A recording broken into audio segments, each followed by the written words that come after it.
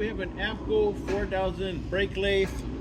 We have it hooked up to 120 volts, and we're gonna run it here and show you that it works. It does come with a work light that turns on. Okay, and then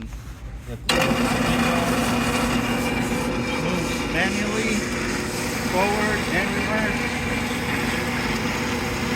reverse.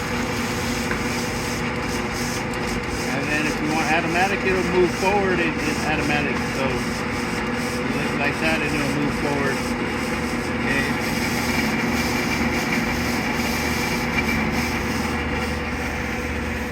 We also have the bit, travel cutter bit, which goes manually both directions.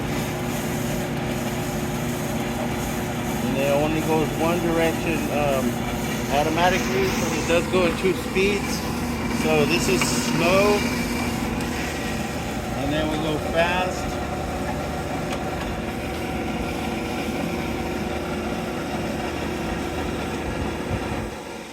And that's slowly moving. You can barely tell, but it's coming towards me.